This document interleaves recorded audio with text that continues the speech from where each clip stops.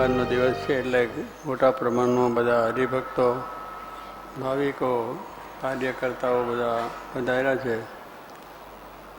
કારણ કે આપણે દરેકમાં ઉત્સાહ છે, ઉમંગ છે અને ભગવાનને, સંતને રાજી કરવા છે.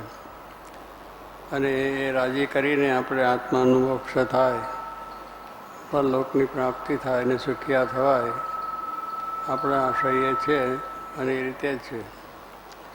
શ્રીજી મહારાજે પણ પ્રથમ ત્રીજા વર્તનાત્મા વાત કરી છે કે જેને મૂર્તિ દેખાતી હોય તેને પણ હંમેશા ભગતના ચરિત્ર સંભાળી રાખવું અને એની સ્મૃતિ હંમેશા કર્યા કરવી. અને એ પ્રમાણે મહારાજે કહ્યું કે આ જો સ્મૃતિ છે એ અંત સમયે પણ આપણને યાદ આવે તો જીવનું કલ્યાણ થાય છે. કારણ કે અત્યારે આપણે જે આ શ્રીજી મહારાજે કહ્યું કે અમે મોટા મોટા ઉત્સવો કરીએ છીએ, બધા ઘણા મોટા ઉત્સવો મહારાજા વખતમાં થયા છે. અંકકોટ, જન્માષ્ટમી, બીજા ત્રીજા અનેક થયા છે.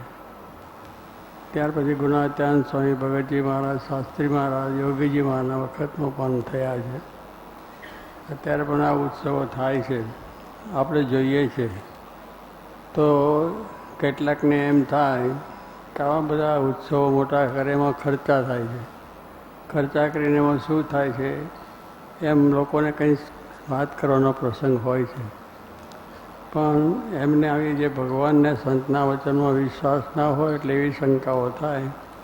પણ શ્રીજી મહારાજ કહે કે આ મોટા મોટા ઉત્સવ કરીએ છીએ અને જે સભાઓ થાય છે એ ઉત્સવોની સભાની સ્મૃતિ, જો કે બધા સમર્થી કહેતા, તો એવી એની સ્મૃતિ જે રહે કે ઉત્સવમાં ગયા હતા, ત્યાં ઉત્સવ થયો તો આવી વાતો થઈ હતી, આવી લીલા મહારાજે કરી હતી, રંગ ઉત્સવ મહારાજે સારંગપુરમાં કર્યો, બધા જન્માષ્ટમી, રામનવમી ઉત્સવ કર્યા, શાસ્ત્રી મહારાજ, યોગીજી મહારાજ વખતમાં પણ બધા ઉત્સવો થયા છે.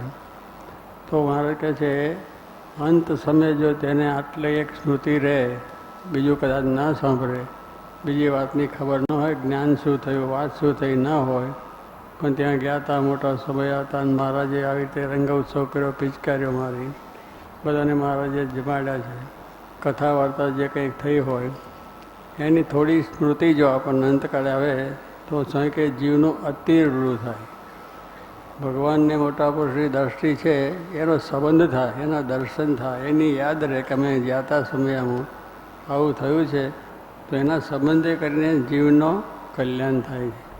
આવો મોટો આશય ભગવાનને સંતનો છે.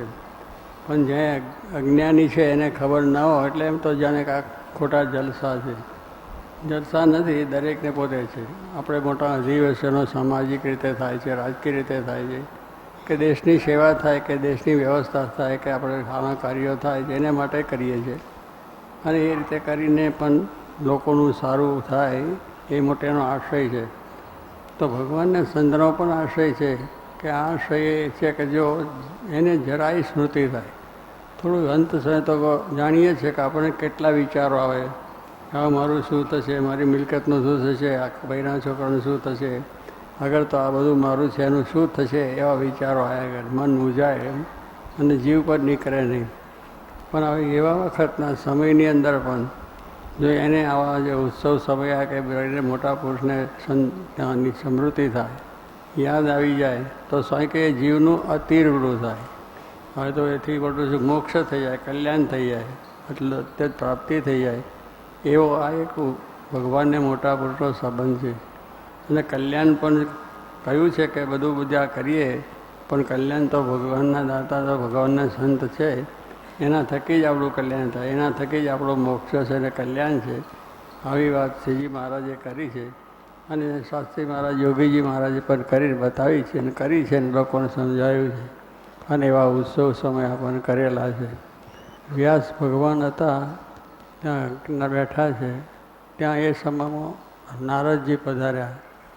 નારદજી કહ્યું કે કેમ વ્યાસજી, શું આમ મૂંઝવણ કેમ છે ને કેમ ઉદાસ થઈ ગયા? તો કે મને મૂંઝવણ એ છે.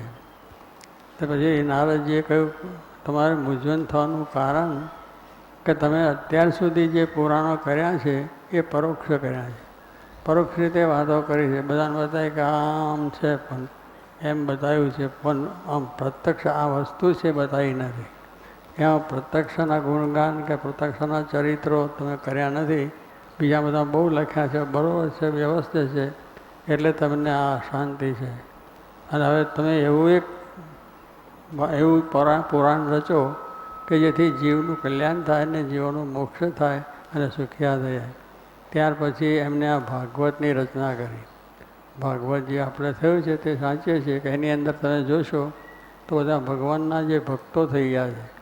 એમાં અમરીશ રાજા છે, ભરત રાજા છે, એવા મોટા મોટા રાજાઓ થઈ ગયા છે, મોટા મોટા સંતોનો થઈ ગયા છે. એનો આખે ધ્રુવ છે, પ્રહલાદ છે, આ બધા આખ્યાનો છે. અને ભગવાન શ્રીજી મહારાજ કૃષ્ણ પરમાત્માનો છેલ્લા 10મા સ્કંદની અંદર ચરિત્ર આવે છે. હવે આપણે જો એ વાંચીએ તો એમાંથી ભગવાનનો સંબંધને સુખ આપણને આવે છે. અને આપણે કેટલાય વખત ભાગવતની કથા સાંભળીએ છીએ. કેટલા વખત ડાંગરી મહારાજ છે, એક બીજા ભક્તોએ પારાયણ કર્યું છે, શ્રી કૃષ્ણશંકર શાસ્ત્રી જેવાએ, અને સાંભળીએ છીએ તોય પણ જ્યારે થાય ત્યારે પાછું સાંભળવાનું મન થાય. કારણ કે એમાં ભગવાનના ચરિત્ર છે. એટલે ફક્ત ભગવાન કૃષ્ણ પરમાત્મા હતા અને એમનું ચરિત્ર લખ્યું છે અને એમના ભક્તોના ચરિત્ર લખ્યા છે. તો સ્વામી કહે છે એવા ચરિત્રો સાંભળવાથી કહેવાથી આપણા જીવનું કલ્યાણ થાય.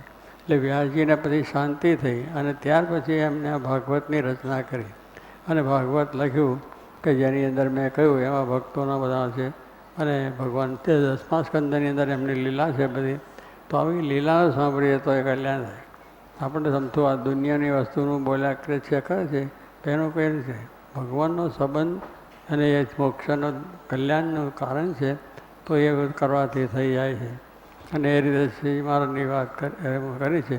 તો કહેવાનું શું છે કે આપણા જીવનની અંદર આપણે પરોક્ષથી ભવતનો પાર આવે નહીં. વેદ કહે વેદાંતવાની પરોક્ષથી ગમે એટલું આપણે કરીએ, વાતો પણ કરીએ તો આપણામાં થાય.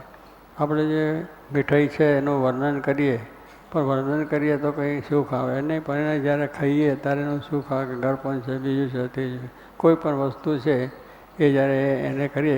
કપડાં બધા સારા હોય પણ પહેરીએ તો સુખ આવે. અભ્યાસની અંદર ડિગ્રી મેળવીએ ત્યારે એનું સુખ આવે છે. એમ દરેક વસ્તુનું જ્યારે આપણે પ્રત્યક્ષ રીતે અનુભવ કરીને એનું કરીએ તો જ એનો સુખ ને આનંદ આવે. પણ વાત કર્યા કરીએ કે અહીં આમ હતું ને તેમ હતું ને ફરવાનું હતું ને દીકરું, પણ ત્યાં આપણને શું શું એ વાતો જ કરવાની છે. આકાશમાં ભડાકા ક્યાં નિશાન પડે કોઈ દિવસ? કે ભડાકો તો કર્યો પણ આકાશમાં તો જતું રહ્યું. પણ નિશાન રાખે તો એ નિશાન પડે છે. એમ આપણું નિશાન એ જ હોવું જોઈએ કે ભગવાનને સંત છે એના ગુણ ગાવાને સાંભળવા.